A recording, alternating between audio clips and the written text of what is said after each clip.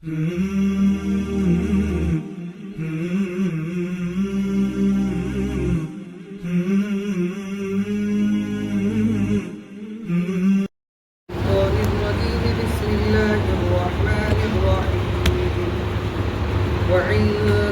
مفاتح الغيب لا يعلمها إلا هو ويعلم ما في البر والبحر وما تسقط من ورقة إلا يعلمها ولا حبة في ظلمات الأرض ولا رطب ولا يابس إلا في كتاب مبين وهو الذي يتوفاكم بالليل ويعلم ما جرحتم بالنهار ثم يبعثكم فيه ليقضى أجل مسمى ثم إليه مرجعكم ثم ينبئكم بما كنتم تعملون وهو القاهر فوق عباده ويرسل عليكم حفظا حتى إذا جاء أحدكم الموت توفته رسلنا وهم لا يفرطون ثم ردوا إلى الله مولاهم الحق ألا له الحكم وهو أسرع الحاسبين.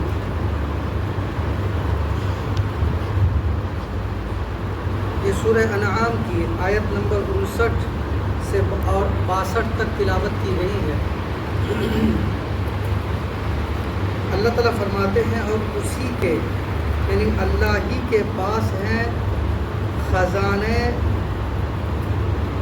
تمام مخفی چیزوں کے، ان کو کوئی نہیں جانتا سوائے اللہ کے، اور وہ تمام چیزوں کو جانتا ہے جو خشکی میں ہیں اور جو کچھ دریا میں ہیں، اور جو کوئی پتا نہیں گرتا مگر وہ اس کو بھی جانتا ہے، اور کوئی دانہ زمین کے تاریک حصوں میں نہیں پڑتا، اور نہ کوئی تر اور خشک چیز گرتی ہے مگر یہ سب کتاب مبین میں موجود ہے.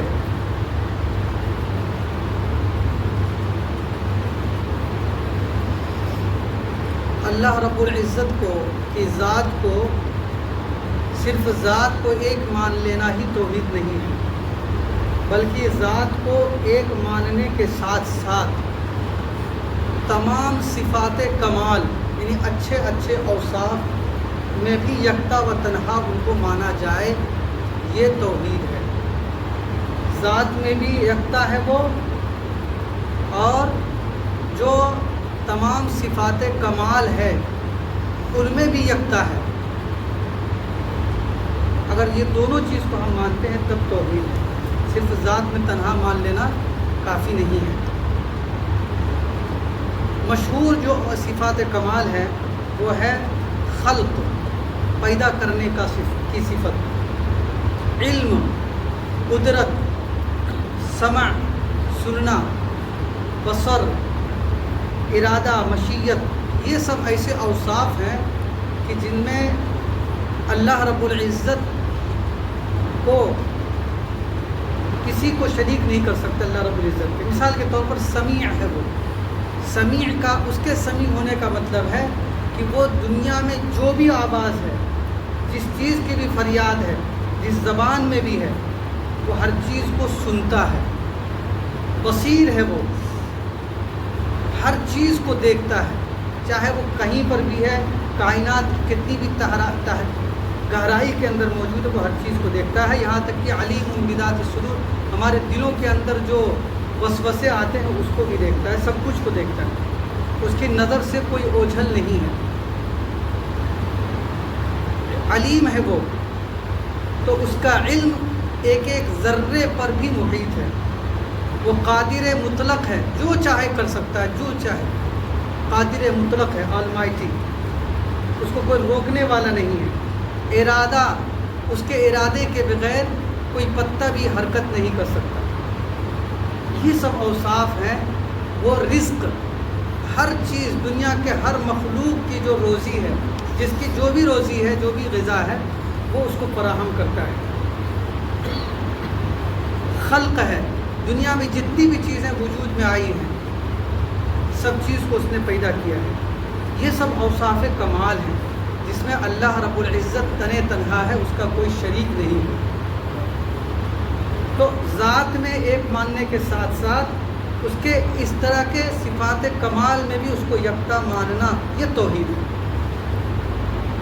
اگر ان میں سے کسی بھی چیز میں کسی کو شریک مان لیا تو وہ شرک ہو گیا۔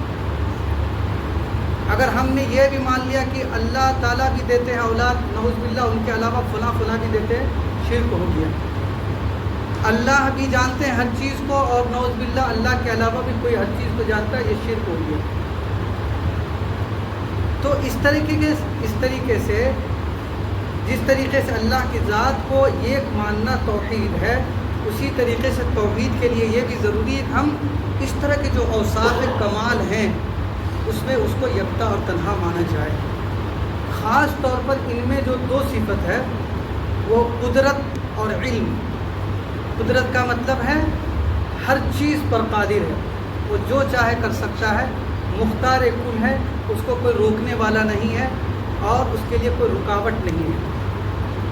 اور علم کا مطلب ہے کہ وہ کائنات کے ذرے ذرے ہر چھوٹی بڑی چیزوں کو، موجودات کو، غائبات کو، غیب کو، سب چیز کو جاننے والا ہے۔ ازل سے لے کر ابد تک جتنی بھی چیزیں وجود میں آئی ہیں، ایک ایک چیز ایک ایک ذرہ کے حالات سے واقف ہے، یہاں تک کہ ایک انسان اپنے بارے میں جو باتیں نہیں جانتا اس سے بھی زیادہ وہ جانتا ہے۔ نحن اقرب الیہ من حبل الورید، کہ انسان کے اس کے شہرک سے بھی زیادہ ہم قریب ہیں۔ اللہ رب العزت فرماتے ہیں اگر ایک بندہ مومن صرف اس دو صفت کو ہمیشہ مستحضر رکھے، ایک علم اور دوسرا قدرت، ہر وقت کی اللہ رب العزت ایک ایسی ذات ہے جو کہ ہر چیز پر قادر ہے، اور وہ ذات ہماری ہر ایک چیز سے واقف ہے، ہمارے ایک ایک حرکت سے واقف ہے، ہمارے دل کے اندر کس نیت سے ہم یہ کام کر رہے ہیں اس سے بھی واقف ہے۔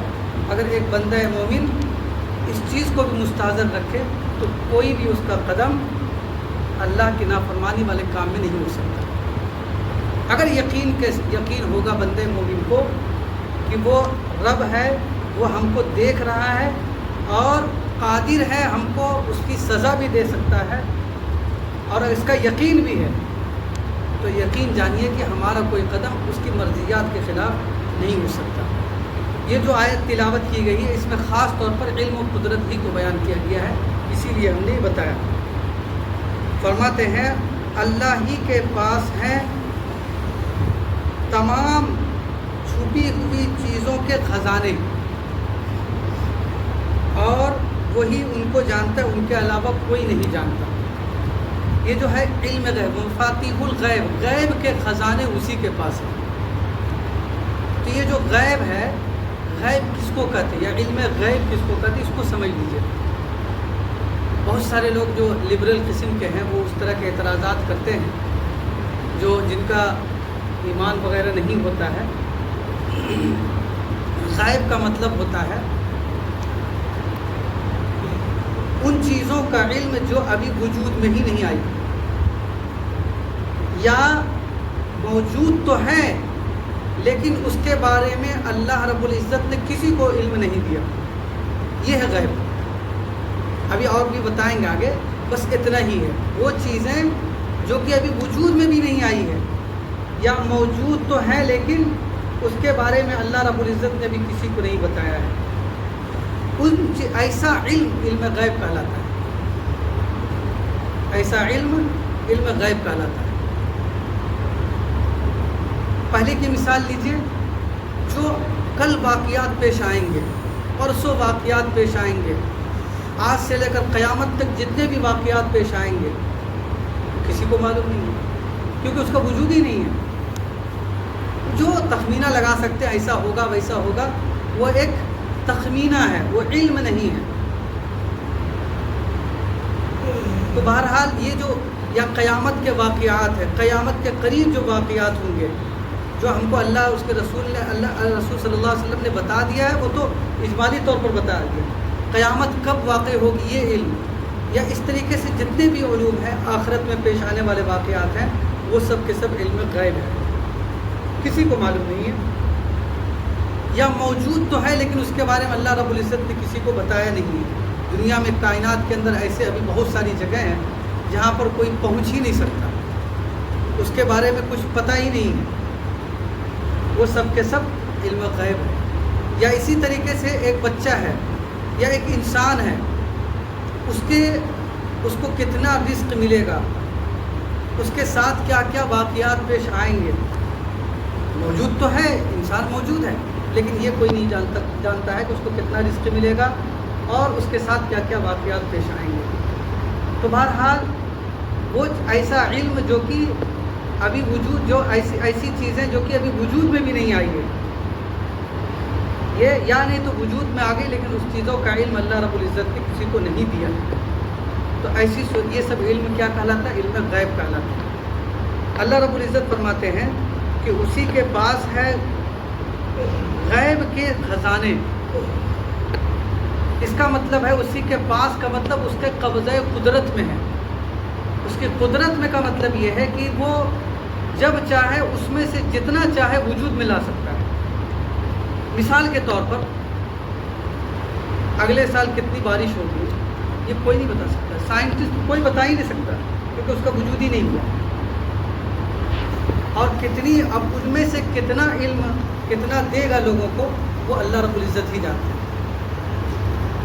تو غیب کی تمام چیزیں اللہ ہی کے ہاتھ میں ہیں کا مطلب یہ ہے کہ اس کے قبضۂ قدرت میں ہے, اور ان میں سے کتنی مقدار میں وہ کتنی قدرت میں لائے گا, اپنی قدرت سے کتنا اس کو وجود میں لائے گا وہ بھی وہی جانتا ہے. سب اسی کے ہاتھ میں قبض و اختیار ہے. تو وَعِندَهُ مَفَاتِحُ الْغَیْبِ سے جہاں اس کا علم محیط ثابت ہوتا ہے. علم محیط کا مطلب اس کا علم گھیرے ہوئے ہے کائنات کے ایک ایک ذرے کو, اس کا علم گھیرے ہوئے ہے ازل سے لے کر ابد تک کو. جب سے یہ کائنات قائم ہے اس وقت سے لے کر جب تک یہ کائنات قائم رہے گی اس وقت تک اس کا علم گھیرا ہوا ہے. یہ ہے علم محیط. جمیع ما کان و ما یکون, جو ہوا اور جو ہوگا وہ سب کے سب گھیرا ہوا ہے. تو یہ صرف اور صرف اللہ رب العزت کے پاس ہے. یہ جو کہا, بہت سارے لوگ کہتے ہیں کہ علم غیب کا مطلب ہے کہ جو ہماری نظروں سے اوجھل ہے. خواہ کوئی شخص اس کو آلات کے ذریعہ اس کا علم حاصل کر لے تو اس کو بھی علم غیب کہہ دے تو اعتراض ہو جاتا ہے کہ ہماری نظروں سے اوجھل وہ علم غیب ہے. بھائی بہت ساری چیزیں ایسی ہیں جو بعض لوگوں کو معلوم نہیں ہے, لیکن دوسرا آدمی اپنی مہارت سے آلات کا استعمال کر کے ان چیزوں کا علم حاصل کر لیتا, اس کو علم غیب نہیں کہیں گے. جیسے مثال کے طور پر پچھلے زمانے میں ایک علم نجوم ہوتا تھا. علم نجوم ستاروں کو دیکھ کر اس کے حساب لگا کر جو ہے کچھ باتیں بے شماری کی جاتی تھی. تو وہ چونکہ وہاں پر ایک حساب ہے, ایک فن ہے وہ, تو یہ فن ہے, یہ علم غیب نہیں ہے. اس فن کے ذریعے اس کو معلوم کیا جاتا ہے. یا اسی طریقے سے جو موسم وبھاگ کے لوگ ہیں وہ بتا دیتے ہیں 2-4 روز پہلے کہ فلاں جگہ اتنی بارش ہوگی. کچھ صحیح ہوتی, کچھ غلط بھی ہو جاتی ہے. تو سب سے پہلی بات تو یہ کہ یہ علم نہیں ہوا, کیونکہ جس کے علم وہ ہے جو یقینی ہو. علم کے معنی ہے تو یقین, تو علم وہ ہے جو یقینی ہو. دوسری بات یہ ہے کہ یہ جو معلوم کیا ہے یہ آلات کے ذریعہ ہوا کی نمی وغیرہ کو دیکھ کر معلوم کیا جاتا ہے. تو یہ علم غیب نہیں ہے, یہ ایک فن ہے جس کے ذریعہ سے اس کو معلوم کیا جاتا ہے. یا نبی اور رسول کو وحی کے ذریعہ یا الہام کے ذریعہ جو باتیں بتائی جاتی ہے وہ علم غیب نہیں ہے. اللہ رب العزت نے اس کو انباء الغیب کہا ہے. غیب کی خبریں ہیں. وہ اس وقت تک غیب تھا, علم غیب تھا جب تک کہ اپنے نبی کو نہیں بتلایا تھا. جب نبی کو بتلا دیا تو وہ علم غیب نہیں ہے, وہ انباء الغیب, غیب کی خبریں ہیں. تو یہ بات اپنی جگہ اٹل ہے. وَعِندَهُ مَفَاتِحُ الْغَیْبِ, کہ اللہ ہی کے پاس ہے غیب کے خزانے. لا يعلمها الا هو, اس کے علاوہ اس کو کوئی نہیں جانتا. یہ جگہ اپنی جگہ اٹل ہے اور اس کو کوئی توڑ نہیں سکتا. اور ایک مومن کا یہ عقیدہ ہونا چاہیے. اللہ کے علاوہ کوئی بھی نبی, کوئی بھی رسول, کوئی بھی ولی, کوئی بھی ویکتی کسی کو بھی اللہ رب العزت نے علم غیب کا خزانہ عطا نہیں کیا۔ قرآن کریم میں بے شمار آیتیں ہیں جس کے اندر یہ باتیں مذکور ہیں۔ بہت سارے لوگ ہمارے نبی کو بھی کہہ دیتے ہیں، ظاہر سی بات یہ غلو ہے، یہ غلو ہے، اور یہ ایسا ہی غلو ہے جیسا کہ عیسائی لوگوں نے اپنے نبی حضرت عیسیٰ علیہ السلام کے ساتھ غلو کر کے ان کو اللہ کے درجے میں کھڑا کر دیا۔ یہ ایسا ہی غلو ہے۔ یہ اللہ کے رسول صلی اللہ علیہ وسلم کے ساتھ کو یہ کہنا کہ عالم الغیب ہے، یہ ایسا ہی غلو ہے جیسا کہ عیسائی لوگوں نے اپنے نبی حضرت عیسیٰ علیہ السلام کو غلو کر کے ان کو اللہ کے درجے میں کھڑا کر دیا، اور کل قیامت کے روز وہ لوگ پچھتائیں گے۔ اذ نسویکم برب العالمین، اس لیے کہ تم لوگوں کو، یہ لوگ خود کو کہیں گے کہ تم لوگوں کو ہم نے رب العالمین کے برابر قرار دے دیا تھا۔ تو بہرحال اللہ کے علاوہ کوئی عالم الغیب نہیں ہے، عالم الغیب صرف اور صرف اللہ رب العزت ہے۔ اللہ کے رسول صلی اللہ علیہ وسلم کو اللہ رب العزت نے غیب کی خبریں سب سے زیادہ دی تھی، لاکھوں غیب کی خبریں ہوئی، لاکھوں کی تعداد میں، لیکن وہ علم غیب نہیں ہے، وہ غیب کی خبریں ہیں۔ علم غیب اسی وقت علم غیب رہتا ہے جب تک کہ اللہ رب العزت اپنے نبی کو وحی کے ذریعہ بتلا نہ دے۔ اگر بتلا دیا تو وہ علم غیب نہیں رہا، جب تک نہیں بتلا تب تک علم غیب ہے۔ تو خلاصہ یہی ہے کہ عالم الغیب صرف اللہ رب العزت ہے۔ خود ایک جگہ قرآن میں اللہ کے رسول صلی اللہ علیہ وسلم کی زبانی کہلوایا، لو کنت اعلم الغیب لاستکثرت من الخیر، آپ کہیے کہ اگر میں عالم الغیب ہوتا، غیب کو جانتا، لاستکثرت من الخیر، تو اپنے لیے ڈھیر ساری بھلائیاں سمیٹ لیتا۔ 70 صحابہ اکرام جو پیر مونا میں شہید کر دیے جاتے دھوکے سے، وہ نہیں کرنے دیتا۔ تو بہرحال یہ خلاصہ یہی ہے کہ عالم الغیب صرف اللہ رب العزت ہے۔ وعنده مفاتح الغیب، اور اسی کے یعنی اللہ تعالیٰ کے پاس ہیں خزانے تمام مخفی چیزوں کے، ان کو کوئی نہیں جانتا سوائے اللہ کے، اور وہ تمام چیزوں کو جانتا ہے جو کچھ خشکی میں ہے۔ یہ علم غیب ہوا اب تک جو بیان کیا، اور ایک ہے موجودات کا علم۔ غیب کے الٹا کیا ہوتا؟ اپوزٹ، موجودات، اس کے مقابل ہے موجودات۔ تو موجود جتنی چیزیں ہیں، جتنی بھی چیزیں کائنات کا وسعت کو آپ جانتے ہیں کتنی زیادہ وسیع ہے، ہماری زمین سے کئی ہزاروں لاکھوں گنا جو ہے بڑی ہماری کائنات ہے۔ تو کائنات کے ایک ایک ذرے کا علم جو کہ موجود ہے، اس کا بھی علم اللہ رب العزت کو ہے، اور اس کی لیے تعبیر استعمال کیا ہے بر اور بحر، خشکی اور تری۔ خشکی اور تری کا مطلب ہی یہی ہے کہ کائنات کے ایک ایک ذرے کا علم، اس کے علاوہ کچھ بچتا ہی نہیں ہے۔ فرماتے ہیں اور وہ تمام چیزوں کو جانتا ہے جو کچھ خشکی میں ہے اور جو کچھ دریاؤں میں ہے، اور کوئی پتا نہیں گرتا مگر اس کو بھی وہ جانتا ہے۔ مطلب دیکھیے ادنا سے ہلکی چیز کو بھی وہ جانتا ہے، اور کوئی دانہ زمین کے تاریک حصوں میں نہیں پڑتا، اور نہ کوئی تر اور خشک چیز گرتی ہے، مگر یہ سب کتاب مبین میں یعنی اللہ کے علم میں موجود ہے۔ اور وہ ایسا ہے کہ رات میں تمہاری روح کو ایک طرح سے قبض کر دیتا ہے۔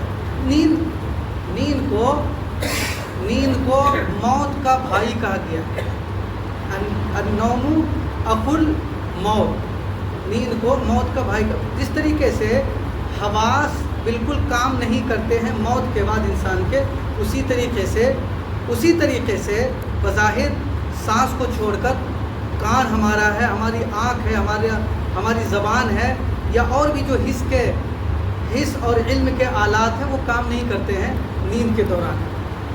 تو اسی وجہ سے ایک گونا گویا کہ موت کی سی کیفیت ہوتی ہے۔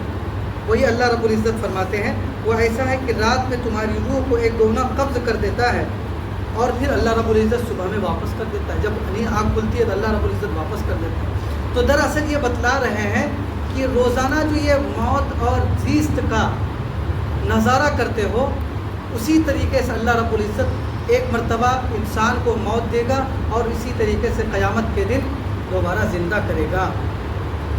وہ ایسا ہے کہ رات میں تمہاری روح کو ایک گونا قبض کر دیتا ہے، اور جو کچھ تم دن میں کرتے ہو اس کو بھی جانتا ہے، پھر تم کو جگہ اٹھاتا ہے، تب دوبارہ زندہ کر دیتا ہے، تاکہ میعاد معین تمام کر دی جائے، پھر اسی کی طرف تم کو جانا ہے، پھر تم کو بتلا دے گا جو کچھ تم کیا کرتے تھے۔ اور وہی اپنے بندوں کے اوپر غالب ہیں، برتر ہیں، وہ جو چاہے بندوں کے ساتھ کر سکتا ہے، لیکن وہ رحیم ہے، اور وہ اپنا اصول بھی بنا رکھا ہے اس نے، اور اپنے نبی کی زبانی ہم کو اصول بتا بھی رکھا ہے کہ بندوں کے ساتھ ہم کیسا برتاؤ کریں گے، سب اصول بتا رکھا ہے۔ یہ فلاں کام کرو گے تو یہ کریں گے، فلاں کام کرو گے تو یہ کریں گے، فلاں کام کرو گے تو یہ اصول بنا رکھا ہے۔ وہ سب سے بڑا عادل ہے، اس سے بڑا عدل کرنے والا کوئی نہیں، بلکہ عدل سے آگے بڑھ کر رحیم و کریم ہے۔ تو رحم اور کرم کا معاملہ کرتا ہے، اللہ کی قدرت کا احساس بھی ہونا چاہیے، ساتھ ہی ساتھ اللہ سے اس کے رحیم و کریم ہونے کی بنیاد پر اچھا گمان بھی رکھنا چاہیے، بدگمان نہیں ہونا چاہیے کہ اللہ رب العزت تو جو چاہے کر سکتا ہے، تو ہم کو کچھ بھی کر دے گا تو ہم اس کو کیسے منائیں گے، وہ تو بہت زیادہ بے نیاز ہے، ہماری عبادت کی اس کو ضرورت نہیں، ہماری کسی چیز کی ضرورت نہیں ہے۔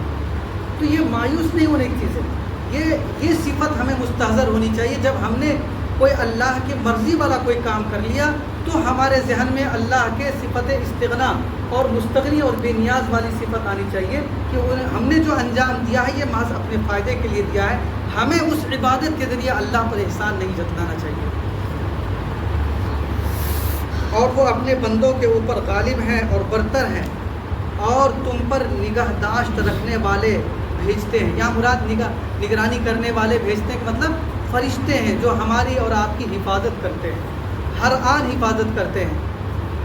اچھا چھوٹی سی بات، ابھی جیسے کورونا وائرس چلا تھا تو اس وقت جو ہے بہت وائرس کے بارے میں بہت ویڈیوز وغیرہ آ رہے تھے، سائنٹیفک ویڈیو جو ہے آپ حضرات بھی سنتے ہوں گے۔ تو اس وقت ہم نے سنا تھا کہ ہر وقت ذرہ ہماری جو فضا ہے اس کے اندر 4000 وائرس چلتے رہتے ہیں۔ کون بچاتا ہے بھائی ہمیں اور آپ کو، کون بچاتا ہے؟ یہ تو سائنس بتا رہا ہے، لیکن نہ جانے کیسی کیسی چیزیں ہیں جو کہ ہم کو تباہ و برباد کر سکتی ہے، لیکن اللہ رب العزت بچاتے رہتے اس وقت تک جب تک کہ اللہ کی مرضی نہیں ہوتی ہے کہ کچھ ہو۔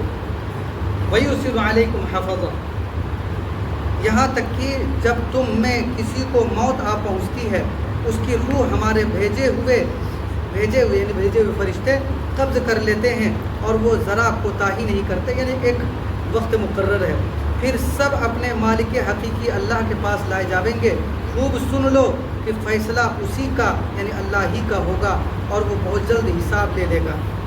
اللہ رب العزت ہم لوگوں کے ساتھ رحم کا، کرم کا، عافیت کا، درگزر کا معاملہ فرمائے، اور آخرت میں بھی ہم لوگوں کے لیے حساب یسیر اور آسان حساب کا معاملہ فرمائے، اور تب تک ہم لوگوں کو اس دنیا میں رکھے، صحیح عقیدہ اور ایمان پر قائم و دائم رکھے، اور ہم سب کا خاتمہ ہو ایمان پر خاتمہ نصیب فرمائے۔ سبحان اللہ و بحمدہ، سبحانک اللہم و بحمدک، نشہد ان لا الہ الا انت، نستغفرک و نتوب الیک۔ سبحان ربک رب العزت عما یصفون، وسلام علی المرسلین، والحمد للہ رب العالمین۔